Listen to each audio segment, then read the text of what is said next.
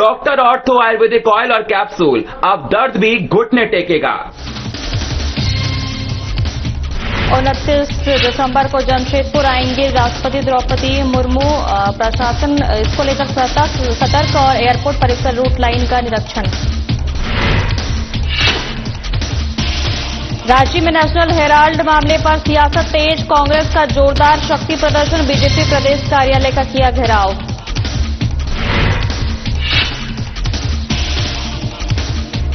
प्रतिनिधिमंडल ने थाना प्रभारी से की मुलाकात, गौकाशी नशा छेड़खानी पर अंकुश लगाने की मांग, थाना प्रभारी के सामने रखी समस्याएं।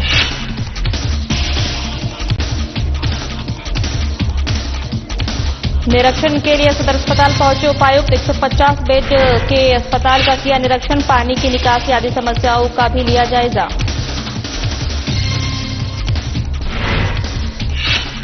ट्रैक्टर चोर गिरोह का पर्दाफाश, 6 आरोपी गिरफ्तार, 2 ट्रैक्टर बरामद, पुलिस अधीक्षक के निर्देश में हुई कार्रवाई।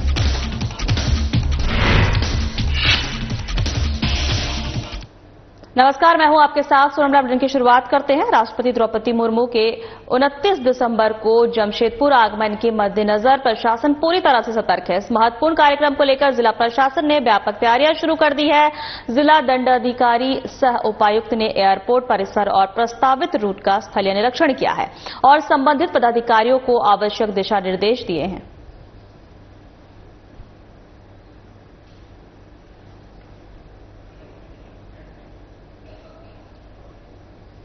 रांची के हरमू मैदान से बीजेपी प्रदेश कार्यालय तक कांग्रेस कमेटी ने जोरदार प्रदर्शन किया है। कांग्रेस ने आरोप लगाया है कि नेशनल हेराल्ड प्रकरण में ईडी द्वारा सोनिया गांधी, राहुल गांधी को परेशान किया गया।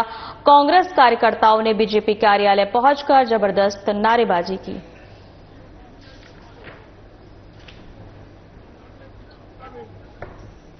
हम कतई बर्दाश्त नहीं करेंगे। हम संघर्ष करते आए हैं, हम संघर्ष करते रहेंगे और जो हमारी एजेंसियां स्वतंत्र चीज को स्वतंत्र कराने का काम करेंगे।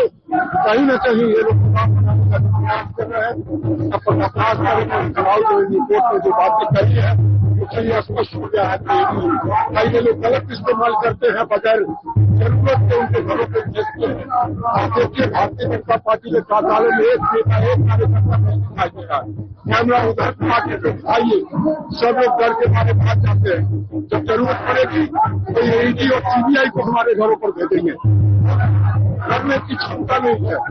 भाजपा जिस तरह से संवैधानिक संस्थाओं का दुरुपयोग कर रही है और हमारे नेता माननीय राहुल गांधी जी, सोनिया जी और तमाम लोगों को ईडी के माध्यम से जो नेशनल हेराल्ड प्रकरण पर बेवजह काफी समय तक परेशान करने का काम किया, कोर्ट ने उसे साफ साफ दूध का दूध और पानी अपना निर्णय दिया। वह बिना एफआईआर का किसी तरह का कोई लेन देन नहीं, कुछ नहीं, और इस तरह से जो परेशान किया उसी के विरोध में आज हम लोग भाजपा कार्यालय में प्रदर्शन कर रहे हैं और वहां घेराव करने का काम करेंगे। भारतीय जनता पार्टी के प्रदेश कार्यालय के बाहर कांग्रेस के उग्र प्रदर्शन और घेराव पर अब बीजेपी की कड़ी प्रतिक्रिया सामने आई है। आपको बता दें, प्रदेश प्रवक्ता प्रदीप सिन्हा ने कांग्रेस के इस प्रदर्शन को लोकतंत्र के नाम पर अराजकता बताया है। वहीं आपको बता दें, प्रदेश प्रवक्ता ने कहा है कि कांग्रेस के उग्र प्रदर्शन के बावजूद भारतीय जनता पार्टी के कार्यकर्ताओं ने पूरी तरह संयम बरता हुआ है। लोकतंत्र में हमारी आस्था है। अब तो हम ये देखेंगे कि इस कार्यक्रम की इजाजत प्रशासन से दी गई थी या नहीं दी गई थी, हमारी पार्टी को कोई सूचना थी या नहीं पहले से, कि अचानक आगम के, और जो वर्तमान में यहाँ सरकार चल रही है, हो सकता है कि दबाव बनाने की रणनीति के साथ हमारे कार्यालय पर आकर उन्होंने जो गेट तोड़ने की कोशिश की, गेट धकेलने की कोशिश की, तो अब पार्टी इस पर निश्चित रूप से विचार करेगी। हमारे कार्यकर्ताओं ने अत्यधिक संयम बरता और लोकतंत्र के प्रति जो हमारी आस्था है, हम लोगों ने उसका सार्वजनिक प्रदर्शन किया कि हमारे कार्यकर्ता उत्तेजित नहीं हुए और उनके साथ हम लोगों ने दो हाथ नहीं किया। और जहां तक प्रश्न है ईडी और सीबीआई की जो कार्रवाई हो रही है, मैं समझता हूं कि इनको स्मरण करना चाहिए कि 14 विपक्षी दल सुप्रीम कोर्ट में जाकर इन्होंने याचिका लगाई थी कि ईडी, सीबीआई और अन्य संस्थाओं को कार्रवाई करने से रोका जाए। तो सुप्रीम कोर्ट ने इनकी याचिका खारिज कर दी और ईडी, सीबीआई अगर कार्रवाई कर रही है इनके खिलाफ, चाहे सोनिया गांधी और राहुल गांधी दोनों माँ बेटे बेल पर बाहर गए। और इनको समझना होगा कि जो उनके कार्यकाल का भ्रष्टाचार वो अब खुलकर सामने आ रहा है, तो उनको निश्चित रूप से परेशानी महसूस हो रही है। और जो नारे लगा रहे थे हमारे नेता के खिलाफ, नरेंद्र मोदी के खिलाफ, इसका खामियाजा इनको भुगतना पड़ा। इनके जो सुप्रीम नेता हैं, सुप्रीम कोर्ट में जाकर उनको माफी मांगनी पड़ी कि नरेंद्र मोदी के खिलाफ जो अपमानजनक शब्दों का इस्तेमाल किया गया वो हम आगे नहीं करें। तो कांग्रेस पार्टी अपनी पीठ थपथपाकर जनता के बीच जो भ्रम फैलाने की कोशिश कर रही है, मैं समझता हूं कि इन चीजों को कहीं न कहीं गंभीरता से लेने की आवश्यकता है कि अपने नेताओं को बचाने के लिए सत्ता पर दोषारोपण करना कहीं से भी उचित नहीं है। बहुत नेशनल हेराल्ड मामले को लेकर झारखंड की राजनीति एक बार फिर गर्मा गई है। झारखंड कांग्रेस ने जोरदार शक्ति प्रदर्शन करते हुए भारतीय जनता पार्टी के प्रदेश कार्यालय का घेराव किया है। प्रदर्शन के दौरान कानून व्यवस्था को लेकर प्रशासन पूरी तरह मुस्तैद नजर आई है। आपको बता दें कि मौके पर मौजूद हटिया के डीएसपी ने कहा कि लोकतंत्र में हर किसी को अपनी बात रखने और शांतिपूर्ण तरीके से विरोध करने का अधिकार है। आज का प्रदर्शन पूरी तरह शांतिपूर्ण रहा। प्रदर्शन के दौरान किसी भी तरह की अप्रिय घटना सामने नहीं आई।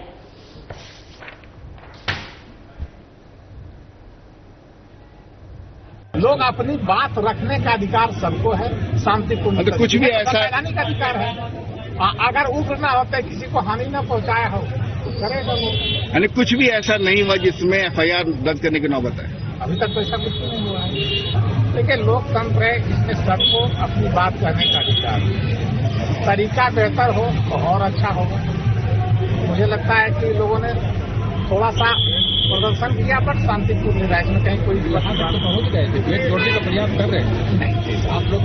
ऐसा कहीं कोई प्राथमिकी दर्ज करने की नौबत, गेट तोड़ने का प्रयास नहीं। लोग धरना प्रदर्शन का लोकतंत्र में यही बात को आ गए ना। कहीं को प्राथमिकी दर्ज करने की बात नौबत ऐसी कुछ नहीं, ऐसी कोई नौबत ही नहीं आई है। अभी तो शांतिपूर्ण प्रदर्शन कर रहा है, इनकलाबी बात कर रहा है। इसका परमिशन हमको लगता होगा शायद, पता कर लिया, मुझे ठीक से पता नहीं है। फिलहाल वक्त चल रहा है छोटे से ब्रेक का।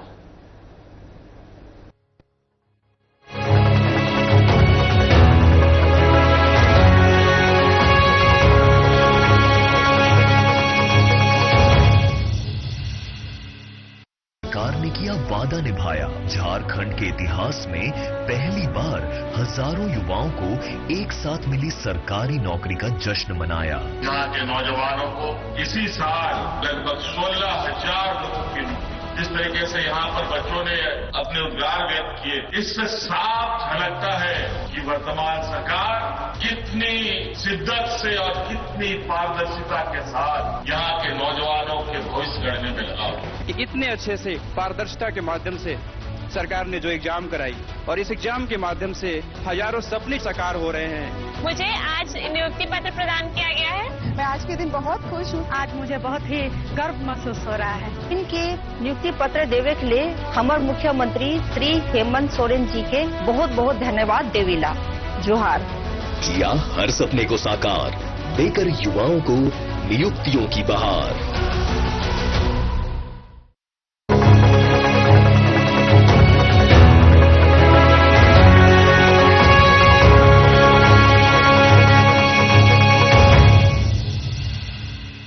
आपका स्वागत है। खबरों में आगे बढ़ते हैं। साहिबगंज जिले में राजमहल पश्चिम बंगाल के बीच लंबित गंगा पुल निर्माण की मांग पर क्षेत्रीय विधायक एमटी राजा और सांसद विजय हांसदा ने संयुक्त रूप से केंद्रीय मंत्री नितिन गडकरी से मुलाकात की।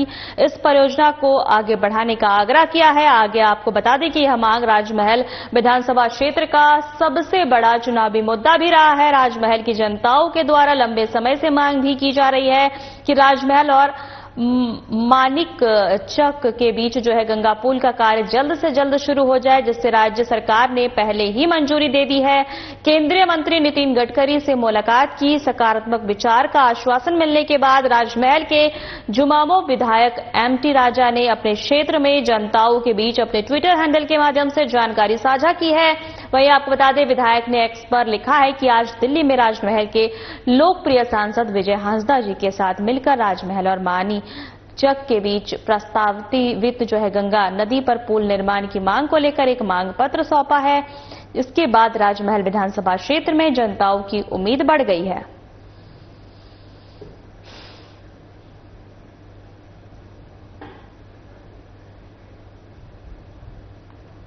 चतरा में लोक जनशक्ति पार्टी रामविलास के कदावर नेता जो है क्रशर व्यवसायी समाजसेवी प्रेम सिंह को गैंगस्टर प्रिंस खान ने जान से मारने की धमकी दी है। व्यवसायी प्रेम सिंह को उनके व्हाट्सएप नंबर पर अज्ञात नंबर से 1 मिनट 2 सेकंड का एक ऑडियो जो है क्लिप भेजकर 2 करोड़ रुपए बतौर रंगदारी मांगी गई है। रंगदारी के तौर पर पैसे नहीं देने पर खोपड़ी खोलने और जान से मारने की धमकी दी गई है। प्रेम सिंह के अनुसार धमकी देने वाले शख्स ने खुद को गैंगस्टर प्रिंस खान बताया है। गैंगस्टर ने व्हाट्सएप पर ऑडियो क्लिप भेजने के अलावा प्रेम सिंह के व्हाट्सएप पर कॉल के माध्यम से धमकी दी है। धमकी मिलने के बाद प्रेम सिंह थाना पहुंचे और आरोपी प्रिंस खान के खिलाफ तहरीर दी है। पुलिस मामले की जांच पड़ताल में जुट गई है। इस घटना को जो है 7 दिन हो चुके हैं, लेकिन अभी तक पुलिस की ओर से कोई गिरफ्तारी नहीं हुई है, जिससे के बाद जो है प्रेम सिंह मामले को लेकर नाराज हैं। वहीं एसडीपीओ एसपी के पास पहुंचे और साधना प्लस न्यूज इस ऑडियो की पुष्टि नहीं करता है। हम प्रिंस खान दुबई से बोल रहे। प्रेम सिंह, बहुत क्रेशर मशीन चलवा रहा है ना तुम, 2 करोड़ रुपया प्रोटेक्शन मनी दे दो, न तो पहले भी बोलते हैं, भी जिम्मेवारी लेते हैं। पता कर लो तुम मेरे बारे में, ठीक ना? न्यूज देख लो, मेरा गूगल में चेक कर लो, और केस मुकदमा करने का कोई जरूरत नहीं है। देखिए, हम खुद अचंभित हैं। इतने बड़े व्यवसायी हैं नहीं कि कोई बहुत बड़े डॉन हमको दुबई से फोन करे, इस काबिल नहीं है। तो हम तो खुद अचंभित हैं। हम ये प्रशासन को छोड़े हैं कि आप जांच कीजिए इसको, क्या मामला है। हम FIR भी किए हैं अंतरिम थाना में। कॉल आया, कैसे आया, किस माध्यम से कॉल आया, क्या कहा गया? पहले एक ऑडियो क्लिप आया जिसमें बोला गया था कि हम प्रिंस खान बोल रहे हैं धनबाद से, दुबई से, और उसमें बोला गया कि आप 2 करोड़ रुपया दे दो, बहुत क्रशर चलाते हो, जबकि मेरा क्रशर का व्यवसाय भी नहीं के बराबर है। फिर थोड़ी देर बाद में उनका फोन आया कि प्रिंस खान बोल रहे हैं, तुम पैसा दे रहे हो कि नहीं। हम साफ साफ मना किए कि हम तो 1 रुपया भी नहीं दे सकते हैं और उस लायक भी नहीं है, आप कहीं गलत जगह फोन लगा दिए हैं। यही बात है। प्रशासन से क्या अपील होगा, क्या कहेंगे? प्रशासन को तो चाहिए कि व्यवसाय को सुरक्षा दे, हमको भी सुरक्षा दे, लेकिन अभी तक कोई भी इन लोगों का कार्रवाई नहीं है। तब हम प्रेस वाले को खबर किए। निरसा में मैथन स्थित चित्रगुप्त मंदिर परिसर में ग्रामीण विस्थापितों के स्थानीय व्यवसायियों और सामाजिक संगठनों और युवाओं की एक महत्वपूर्ण बैठक आयोजित की गई है। बैठक में झारखंड और मैथन क्षेत्र के साथ किए जा रहे कथित सौतेले व्यवहार पर गहरी चिंता जताई गई है। बैठक में वक्ताओं ने कहा है कि स्थानीय विस्थापितों को नियोजन से वंचित रखा जा रहा है।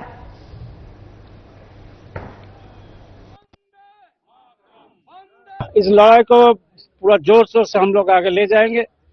ये सारे मजदूर लोग, सारे कैजुअल लोग, सारे ठेकेदार लोग, सारे आवास में जो रहते हैं वो सारे लोग यहाँ त्रस्त हैं। तो हम लोग सारे लोग को इकट्ठा करके निश्चित रूप में आर पार की एक लड़ाई हम लोग लड़ने जा रहे हैं, और इस निश्चित रूप में आम लोग को, मजदूर को, सारे लोग जो समस्या है उन लोग को जीत हो। देखिए, यहाँ पर आम नागरिकों को बहुत दिक्कत है। दुकानदार हो गया, हमारा कैजुअल लेबर हो गया, उसके बाद हमारा जो फॉरेस्ट का लेबर हो गया, विस्थापित हो गया, सारा आदमी को डीवीसी से बहुत दिक्कत है। डीवीसी ब्रिटिश जैसे पहले शोषण करता था, वैसे सोच रहा हम शोषण करेंगे। यहाँ पर जितना आवास था, मैथन सुसज्जित था, सारा क्वार्टर तोड़ के, बढ़िया बढ़िया क्वार्टर, हम तो चाहेंगे इसमें जांच होना चाहिए, जितना भी बढ़िया क्वार्टर तोड़ के आखिर उसको क्यों ध्वस्त कर दिया गया। दामोदर घाटी निगम का प्रबंधक मैथन और 25 इकाई, यह जो दोनों इकाई है, इसका प्रबंधक जो है अव्यवस्था मैथन और पंचित में लोगों को डरा और धमका रहा है, लोगों को बेरोजगार कर रहा है। बहुत सारी समस्या आई है। संवेदक का नवीकरण, जो कार चलाते हैं जो देते हैं, उसके साथ साथ जो मजदूर वर्ग है, अब उसमें बहुत सारे मजदूर हैं, उनका वर्गीकरण है, कैजुअल हैं, वन विभाग के मजदूर हैं, उसके साथ साथ जिनको जो पेंशनर हैं, ऐसे सारे लोगों की बहुत सारी समस्या है। अब आप समझिए कि मैथन और पंचित के अस्तित्व पर सवाल, मैथन और पंचित को समाप्त करने का यह डीबीसी प्रबंधक काम कर। डीबीसी भारत सरकार का परियोजना है, अच्छी परियोजना है, बड़ा प्रोजेक्ट है और सम्मानीय प्रोजेक्ट है, लेकिन इसका प्रबंधक जो है वो किसी ना किसी के इशारे पर गलत काम कर रहा है।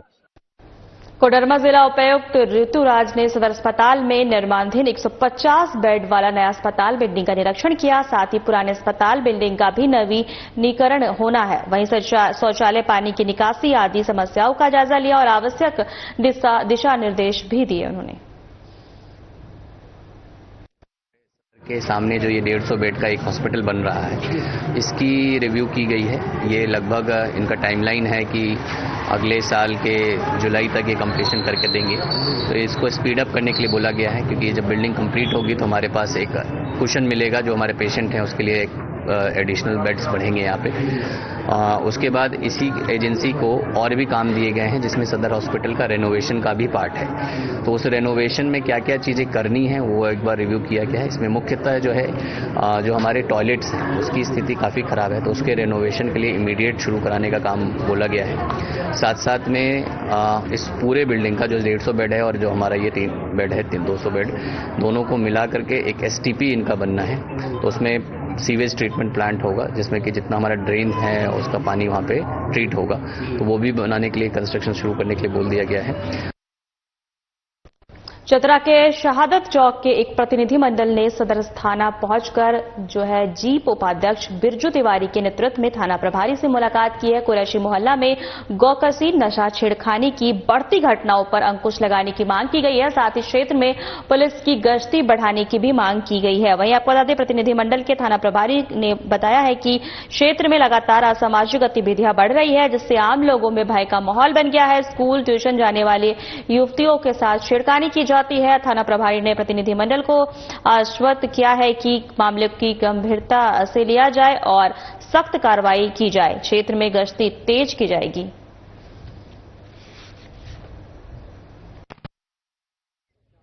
शहादत चौक से एक डेलीगेट आए थे यहाँ पे कि एक उन्हीं के सटे हुए एक मोहल्ला है, कसाई मोहल्ला, जिसमें प्रत्येक दिन आपत्तिजनक जानवरों का बलि दिया जाता है, जिससे शहादत चौक के सभी मुस्लिम समाज के लोग काफ़ी आहत थे और ये थाना को सूचना भी किए थे।